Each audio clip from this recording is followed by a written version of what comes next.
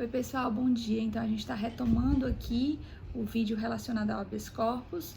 No vídeo passado nós paramos no item 5, né, de legitimidade ativa. Nós vimos, para quem está anotando aí, para recapitular, a definição como primeiro tópico, nós vimos como segundo tópico o histórico, terceiro tópico a natureza jurídica, o quarto tópico espécies, quinto tópico legitimidade ativa, certo? E entraremos agora na legitimidade passiva, quem é que pode ser réu em habeas corpus. E aí, gente, é o seguinte, na maioria dos habeas corpus, nós temos como réu ou como impetrado autoridades públicas. Então, estou falando de juiz, que determinou uma prisão ilegal, um delegado, um membro do Ministério Público, enfim, normalmente são essas autoridades que figuram no polo passivo de habeas corpus, mas nada impede que seja autoridade privada também. Imagine a situação do médico, que eu falei na aula passada, ou a situação do empregador doméstico, né? É possível que autoridades privadas sejam réus em habeas corpus, né, em razão da função que elas exercem. Mas, a grande maioria dos casos, né, a autoridade coatora é, de fato, são autoridades públicas, tá certo? Passando para frente, nós temos o item 7 sobre o cabimento de cabimento do habeas corpus. O artigo 648 do Código de Processo Penal, ele estabelece as hipóteses que são meramente exemplificativas do cabimento de habeas corpus. Então, diz lá, quando a pessoa fica presa por mais tempo do que deveria, quando a prisão for manifestamente ilegal, quando for nulo o processo, quer dizer, o 648 estabelece um rol, você deve olhar depois, um rol exemplificativo de situações, e além dessas previstas no 648 do Código de Processo Penal, qualquer outra coação ilegal no direito de locomoção vai gerar para a pessoa o direito de impetrar habeas corpus, ou em favor dela mesma, né, ou em favor de terceiro. Um ponto importante que eu não esclareci no vídeo passado, mas é bom você anotar, é bom você saber. O impetrante, lembra que eu falei que o impetrante e o paciente são pessoas diferentes, né? O impetrante, ele não precisa sequer ter qualquer tipo de relação com o paciente, certo? Não precisa conhecer, não precisa ser família, né? Não precisa ter nenhum grau de parentesco. Qualquer pessoa, física ou jurídica, pode impetrar habeas corpus em favor de um paciente, de uma pessoa que está, aí eu tô falando de uma pessoa física, que está sofrendo coação ilegal no seu direito de locomoção. Então, veja, gente, eu não sei se vocês lembram do cantor Belo, né? O cantor Belo tá lá, né, fazendo show, não sei o quê, e aí foi preso por tráfico de drogas, enfim, uma confusão. E aí vários fãs do Belo impetraram habeas corpus em favor dele, né? Pode. Por quê? Porque qualquer pessoa pode impetrar habeas corpus em favor de outra, tá certo? Na época da prisão do Lula, também vários habeas corpus em favor do Lula por pessoas que não eram da família, isso não tem problema, pode acontecer. Então, é isso, né? Em relação ao cabimento. E aí eu vou falar de outras situações interessantes de jurisprudências, que é importante você ter conhecimento relacionadas ao habeas corpus, hipóteses de cabimento ou de não cabimento, tá? O STF entendeu no habeas corpus 107.701 de 2011, tá? Isso aí, vou repetir, 107.701 de 2011, o STF entendeu que cabe habeas corpus contra a decisão que impede injustificadamente, certo? O preso de receber visitas, tá certo? Pois este seria um desdobramento do seu direito de liberdade, né? Geraria um agravamento da sua condição de preso e aí passou a entender que cabe habeas corpus para proteger o direito de visita do preso, certo? Outras situações. Será que cabe habeas corpus em face de uma quebra de sigilo fiscal ou bancária que foi feita ilegalmente, né? Imagine uma determinação de uma quebra de sigilo fiscal ou bancário, né? Violando a intimidade desse acusado, só que foi uma quebra de sigilo fiscal ou bancário ilegal, porque tem situações, tudo bem, que a lei permite, mas imagine uma situação de ilegalidade na quebra do sigilo fiscal ou bancário. Cabe habeas corpus nesse caso? cabe, tá? Porque em decorrência, né, dessa quebra do sigilo fiscal ou bancário, poderá haver prisão, e aí o entendimento jurisprudencial é que, mesmo que, veja, que a quebra do sigilo fiscal ou bancário ilegal, ela não gere diretamente digamos assim, a coação na liberdade de locomoção do indivíduo, pode gerar depois. E aí, por isso, né, caberia habeas corpus preventivo, tá certo? Que mais? Não cabe habeas corpus em face do condicionamento da entrada de estabelecimentos a detector de metais, certo? Se tem um determinado estabelecimento que você só entra se tiver passar pelo detector de metais e você não quer passar, você pode impetrar o habeas corpus para tentar entrar? Não pode, não cabe habeas corpus nessa situação. Cabe habeas corpus em face de medidas cautelares em processo penal. Por quê? Porque o descumprimento de uma medida cautelar pode levar à prisão e aí, por isso, você pode impetrar habeas corpus preventivo, tá? O juiz de ofício pode decretar um alvará de soltura ou um salvo-conduto, né? Ele pode dar uma ordem concedendo habeas corpus de ofício, quer dizer, mesmo que não tenha sido impetrado efetivamente um habeas corpus, pode. O entendimento jurisprudencial é que o juiz de ofício, né, ele não está impetrando habeas corpus, o juiz, ele está logo liberando, né, expedindo o alvará de soltura ou o salvo-conduto, ainda que não tenha sido impetrada uma petição inicial de habeas corpus para esse juiz, né? Mas o juiz, verificando a ilegalidade da prisão, por exemplo, em processos criminais que ele está julgando, ele pode determinar a ordem de liberação de ofício, certo? Que mais? Outras situações interessantes em habeas corpus.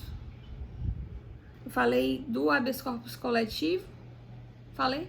Não lembro. Mas é possível, certo, habeas corpus coletivo. Quer dizer, teve um caso, um entendimento do STF recente, de habeas corpus coletivo impetrado em favor de presas grávidas ou que estavam amamentando para que elas pudessem ter prisão domiciliar, tá? Então, foi um caso atípico, né? Até então, habeas corpus coletivo não era uma realidade aqui no Brasil, mas houve esse precedente, né, favorável e importante. Quem gosta que é um tema bom para trabalhar na monografia, um tema novo, acho que essa ideia do habeas corpus coletivo pode gerar, né, uma boa discussão. Bom, em relação às hipóteses, passando para frente, as hipóteses de não cabimento, tá certo? E aí nós entramos no item 8 da nossa aula, para quem estiver anotando. Existem algumas súmulas do STF que é importante que você conheça, hipóteses de não cabimento. A primeira delas está relacionada à súmula 694 do STF e é o artigo 142, parágrafo 2º da Constituição. Está relacionada a punições disciplinares militares. É assim, gente, os militares, seja das Forças Armadas ou dos policiais militares, por exemplo, eles têm um código de conduta próprio, um código disciplinar. Então, eles têm que andar com a farda impecável, tem que estar com o cabelo cortado, fazer a barba e tudo. E existe uma série de obrigações que, se eles descumprirem, eles não vão estar cometendo crime. Não é crime, certo? Porque crime é aquilo que está previsto no Código Penal, no Código Penal Militar, enfim. Não é crime, mas gera uma punição disciplinar, certo? E essa punição disciplinar, ela pode até gerar prisão para esse militar. A prisão, sei lá, de ficar 2, 3 dias preso no quartel, sem poder sair, ou às vezes até uma semana, às vezes até mais, a depender da infração disciplinar que esse militar tiver cumprido. E aí, gente, o que o artigo 142, parágrafo 2º da Constituição fala, e que é reforçado na súmula 694 do STF, é que não cabe habeas corpus contra punição disciplinar militar, em regra, tá certo? E não vai caber habeas corpus em face de pena que determina, a punição disciplinar, né? Que determina exclusão de militar ou perda de patente, tá certo? Que é o que diz lá a súmula 694 do STF. Só, gente, o detalhe é que essa é a regra, né? Em regra, não cabe habeas corpus em face de pena disciplinar militar. Agora, se essa pena for desproporcional, se ela violar o princípio da legalidade, se um militar for preso, né, por ter feito uma conduta que não está sequer prevista como uma infração disciplinar, é só porque o chefe dele, né, tá de marcação ou tem, sei lá, tá querendo punir de alguma forma. Claro que se houver violação do princípio da legalidade, se houver violação do princípio da proporcionalidade, o habeas corpus vai ser um instrumento adequado. O que o artigo da Constituição está querendo dizer é que, em regra, não cabe habeas corpus em face de pena disciplinar militar, tá? Outra situação que não cabe habeas corpus é a situação da súmula 693 do STF, tá? Não cabe habeas corpus contra decisão condenatória a pena de multa, tá certo? Ou relativa a processo em curso por infração penal a que a pena pecuniária seja a única combinada. Ora, se a única pena combinada, né, determinada, foi pena de pagar em dinheiro, né, pena pecuniária, não tem violação na liberdade de locomoção efetivamente, então não vai caber habeas corpus, tá certo? O que mais? Súmula 695 do STF vai dizer que não cabe habeas corpus quando já extinta a pena privativa de liberdade. Então, a pessoa já cumpriu a pena, já está em liberdade, aí ela quer impetrar um habeas corpus para discutir uma situação do passado. Não pode, já cumpriu a pena, ela já está livre, tá? Não vai caber habeas corpus. Agora, é claro que se a pessoa está presa por mais tempo do que deveria, aí sim, porque ela ainda continua presa, tá certo? O que essa súmula se refere é numa situação que ela já está em liberdade para impetrar o habeas corpus para discutir situação pretérita. Aí não pode. O que mais? Súmula 691 do STF, certo? Vai dizer que não compete ao Supremo Tribunal Federal conhecer habeas corpus impetrado contra a decisão do relator que, em decisão de tribunal superior, por exemplo, do STJ, né, indefere liminar. Então, imagine uma situação que o STJ indeferiu uma liminar de um habeas corpus e essa pessoa, dessa decisão do STJ, vai lá para o STF. Aí essa súmula 691 se aplica. O STF não conhece, né, não recebe o habeas corpus impetrado decorrente de um outro habeas corpus anterior que foi impetrado em um tribunal superior que indeferiu uma determinada liminar requerida. Deu para entender? Bom, só que essa súmula ela não é absoluta, ela vem sendo relativizada pelo STF e às vezes em situações excepcionais o STF acaba recebendo, certo? Habeas corpus, conhecendo os habeas corpus mesmo quando eles decorrem, né, de uma decisão do Tribunal Superior, do STJ, por exemplo, que indefere uma liminar. Aí a pessoa vai lá para o STF acaba conhecendo, acaba recolhendo, não aplicando essa súmula, porque essa súmula ela vem sendo relativizada a depender do caso, tá certo?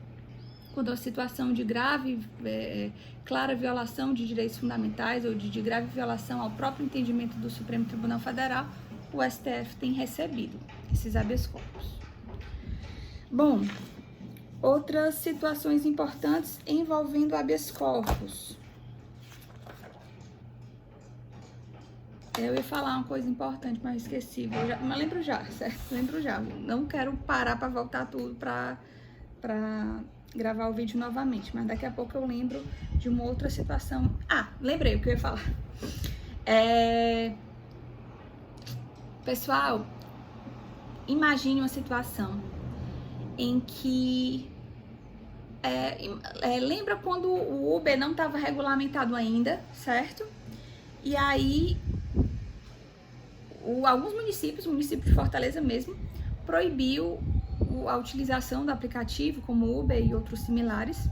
E aí, se fosse descoberto um Uber, por exemplo, numa blitz, às vezes o carro era apreendido. E alguns advogados impetraram habeas corpus para liberar o carro, certo?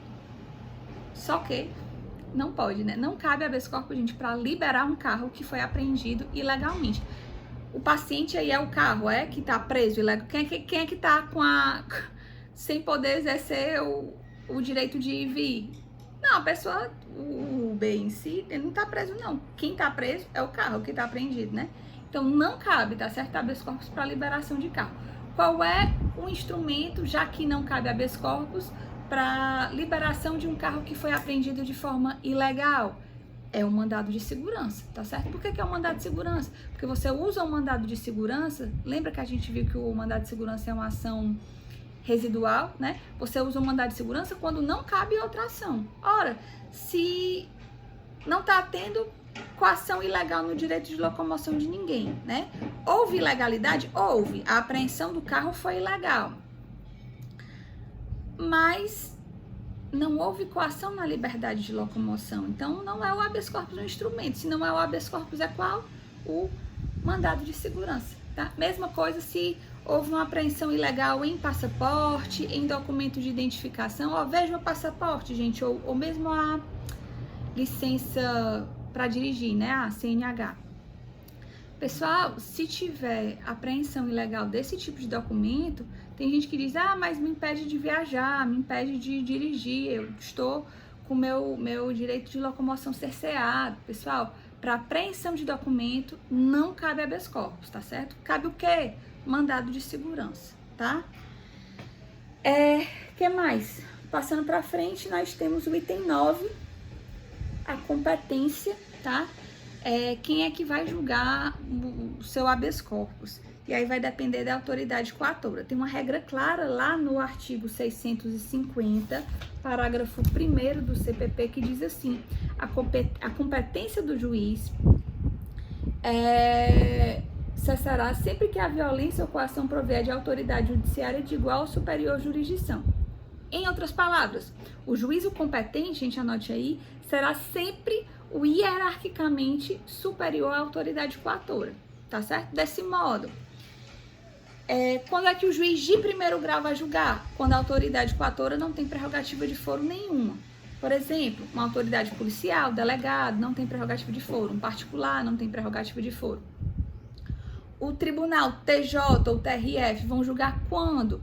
Quando a autoridade coatora for um juiz de primeiro grau ou promotor de justiça, certo? Prefeito também tem autoridade, prerrogativa de foro para habeas corpus. Então, se um prefeito é a autoridade coatora em habeas corpus, se um juiz estadual, se um promotor de justiça estadual, se essas figuras forem as autoridades coatoras, quem julga é o TJ, tá certo? E o TRF julga quando? Quando a autoridade coatora for um juiz federal, tá? E aí o STJ julga quando? Quando for a autoridade coatora um governador, certo? Ou quando for um desembargador do TJ ou do TRF, certo? E o STF vai ser quando? Quando a autoridade coatora for um ministro de um tribunal superior, ou quando for o presidente da República, autoridade coatora, um deputado ou senador, comandante da Marinha, do Exército, da Aeronáutica, ou mesmo um de seus ministros, tá certo? A regra de competência, ela é essa, né, com base lá no artigo 650 e também lá no artigo 102 fala da competência do STF, o 105 fala da competência do STJ e nós temos o 108 e 109 trabalhando a competência dos tribunais regionais federais e da Justiça Federal, tá? Bom, gente, em relação ao procedimento do habeas corpus, passando para o próximo item, né, o item 10. O procedimento do habeas corpus é um procedimento célere, simples, também não há dilação probatória, não tem audiência. O habeas corpus, ele parte de uma petição inicial, que ela não tem maiores formalidades, tá certo? Até para preservar, né, a possibilidade do paciente ser o impetrante. Então, já teve habeas corpus, inclusive, impetrado em folha de papel higiênico, em lençol, porque a pessoa que está presa, ela não tem condição de contratar um advogado, às vezes a defensoria pública não chega e ela não tem condição, né, de fazer uma petição bonitinha, né, no computador, etc. Então, já foram aceitos habeas corpus nessas situações, em rolo de papel higiênico, em lençol, tá? E aí, o que é preciso? A indicação dos fatos da autoridade coatora, o juízo, né, para qual vai ser dirigido, mas não se exige maiores formalidades para essa petição inicial. Mas é claro que você, como advogado, vai fazer uma petição, né, bonitinha, com fundamentação jurídica, com os pedidos, né, seguindo aquele padrão normal da petição inicial.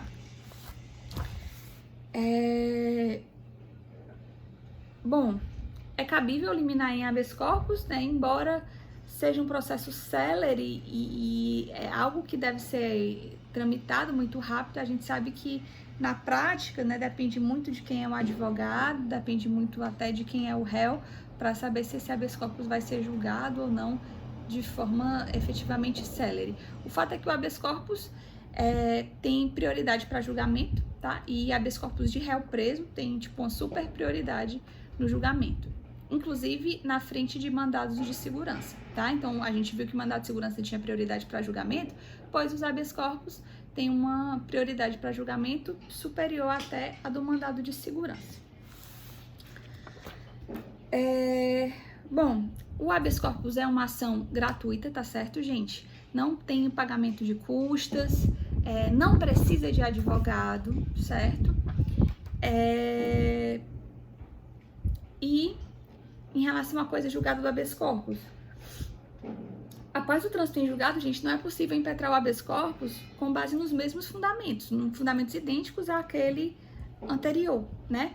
Mas se houver alteração de entendimento, alteração dos fatos, algo novo, aí vai ser possível um novo habeas corpus para tentar a liberação desse preso, por exemplo. Tá certo, gente? Então, essas eram as principais considerações sobre o habeas corpus, certo? Deem uma olhada nos artigos do Código de Processo Penal 647 até o 667, certo?